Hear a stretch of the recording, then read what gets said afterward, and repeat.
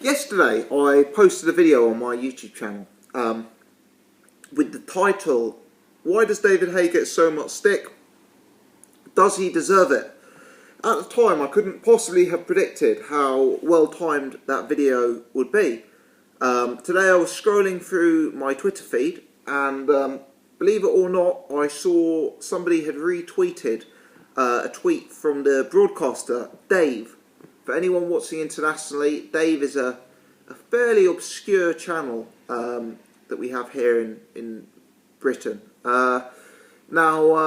What this said is, Dave is delighted to announce we will be broadcasting David Haye's comeback fight against Mark De Mori.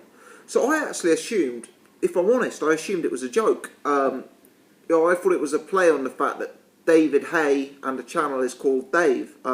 So I clicked on the Dave profile that supposedly posted it. I assumed it was some sort of parody account, honestly, and to my surprise it had one of those blue circles that verified Twitter accounts had.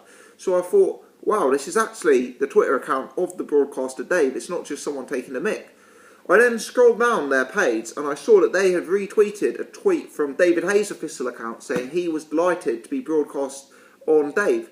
So, yeah, I mean, I was absolutely amazed at the news. For those people who haven't watched Dave, Dave is most famous for watching, for broadcasting reruns of classic TV shows. So I guess Top Gear is the most famous example, which is a car program here in Great Britain, and Dave often does reruns of that, and you know, it might be things that are 10 years out of date and something of that nature. So it just seems like a very, very obscure channel for David Haye to be broadcast on. They're not a channel who, to my knowledge, have had any previous association with any sporting event whatsoever, let alone boxing. I mean, I'm not even sure they've had any dealings with any live events whatsoever. And one would assume that for a name like David Haye, he would have broadcasters coming out of his ears, you know, ITV, Channel 4, Channel 5, Sky, Box Nation, Spike. You know, we would assume that these guys would be queuing around the block to sign up David Haye. He's such a big name that you wouldn't think a company like Dave would, if I'm honest, have a chance in hell of being able to broadcast David Haye fights. You know, I assumed that David Haye wasn't getting the offers that he was hoping for, so had therefore turned to the YouTube option as something innovative.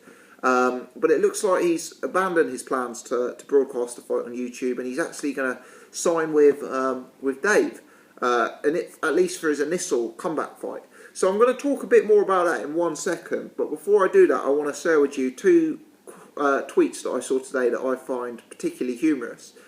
This is probably just my own terrible sense of humour, so apologies if you don't find them funny in the slightest, but they sort of got to me. The first one I saw was, shouldn't Dave be broadcasting David Haye's fights in 10 years' time after a rerun of Top Gear? And the second one was a sort of mock negotiation between Anthony Joshua and David Haye when they are going to be supposedly fighting in future and negotiating the pay-per-view split. And it had Anthony Joshua saying, "I got 450,000 pay-per-view buys on Sky Box Office for a British title fight against Dillian Whyte."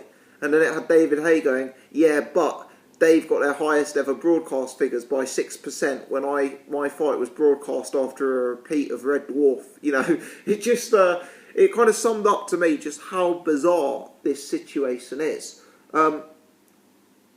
With David Haye's rumoured return to the ring to be broadcast on YouTube, there was always this sort of bizarre idea that he was doing it as some sort of business plan or some sort of innovative idea. But now, the fact that it's broadcast on Dave and the fact that it's being, you know, seemingly advertised by the Lad Bible kind of suggests that David Haye is really, really struggling to get a broadcaster, because I cannot really understand why they would go down the Dave route if they had offers from Channel 4, Channel 5, ITV, even Box Nation. I mean, for me, it's incredible to assume that Box Nation wouldn't be interested in a deal with David Haye. I mean, I can understand one of the, you know, ITV, Channel 4, Channel 5, maybe think, okay, we'll leave this one for now. But the idea that Box Nation haven't come in very strong for this is very bizarre to me. You'd think that David Haye is a ready-made pay-per-view fighter if managed correctly, and this would do huge things for their channel, huge thing for their subscription service, have the potential to have him on pay-per-view events at a later date, maybe against the likes of a Tyson Fury, etc. But they haven't gone down, well, for some reason that deal hasn't been made. So whether that's that Box Nation wasn't interested, whether that's that David Haye wasn't interested, I don't understand. But it just seems to me very, very unlikely that David Haye would have rejected offers from Box Nation or ITV or Channel 5 only to turn around and sign with Dave. You know, they're just a pretty low-ranking name, I guess you could say. So, yeah, I'm very, very surprised. Putting that all to one side, this is actually a good thing as it goes. You know, I'm sure Dave's TV production is possibly not going to be the slickest. I'm also sure that they probably won't be having the same budget of broadcast event as like Sky. You know, I don't expect them to have Carl Frotz at ringside, for example. You know, but to be honest, I don't think there'll be too many boxing fans complaining that Carl Frotz and Jim Watt are not the team presenting it. It may just be slightly more obscure figures from the boxing community, which may actually be a good thing. But you know, having said that, the fact that this is on Dave, I mean, Dave is, as I understand it, accessible to everyone who has Freeview in the UK, which I think is everyone now. You know, it's on. It's not like it's one of the.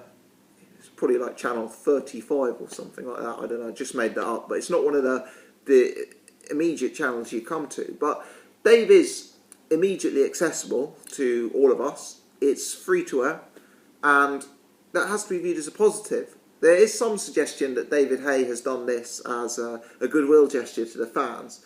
I find that unlikely and hard to stomach, if I'm brutally honest. For some reason, I just don't see David Haye doing that. But regardless of his intention, it possibly is good to the fans. It's very, very accessible. My concern is that a lot of people won't know about this fight. You know, because people won't be tuning in to Dave, and as such, because they won't be seeing Dave advertising the fight. You know, this isn't going to be advertised on ITV or Sky Sports or Box Nation.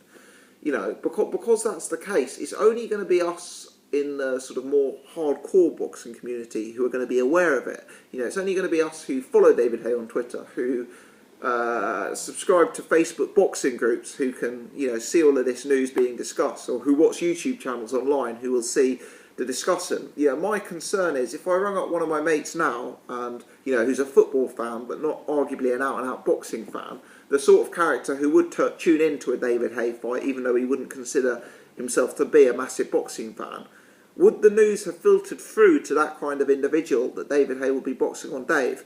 My suspicion is that that's unlikely, and my suspicion is that that will mean that the viewing figures are going to be far, far less than what David Haye would get should he be fighting on an ITV or should he be fighting on a Sky, which is more in the public arena. I also understand that there's going to be an associated documentary broadcast on Sky which documents David Haye's time out of the ring, his injuries, his comeback, his training, etc. So that could potentially be interesting and could potentially hype up the fight some more. But, you know, from my perspective, it's just hard to really fathom how this has happened. And why it is that Dave has been the one who are going to be broadcasting it. It's hard to assume David Haye didn't have other offers. I mean, that's what I'm getting at. You know, when we're on the subject, I think it's going to be fascinating to see how full the O2 Arena is. I always thought the O2 Arena was a very, very ambitious return venue. You know, it's a big, big venue. Holds, let's say, between 15 and 20,000 individuals if it's open to full capacity. So that has the potential so that David Haye still has massive drawing power if he can basically sell out an arena of that size. But at the same time, it also has the potential to really embarrass him if there are 10,000 empty seats. I've had massively conflicting reports from various people I speak to online about this. Some people have told me he's done great. They sold 10,000 tickets as soon as it went online. There's only a few left. Other people are telling me it's been a massive flop and there are still loads of seats available. So I don't know what to make of it, but it will be fascinating. It'll be interesting to see how many seats he has sold. It'll be interesting to see how Dave do this. Let me know your thoughts on this. You know, surely, despite the fact it's bizarre, despite the fact it may be used as a way of poking fun at David Haye, it's actually not bad news that this is free to air and easily accessible to the boxing fan at home. Let me know your thoughts. If you've enjoyed this video, do give me a thumbs up. As I mentioned, I am going to do some coverage of the build-up to that fight, as well as Deontay Wilder's fight against Spilka and Charles Martin's fight against Glazkov. Those are all coming soon, so if you like your heavyweight boxing, please subscribe to the channel. I wouldn't want you to miss out on those. Thanks for watching.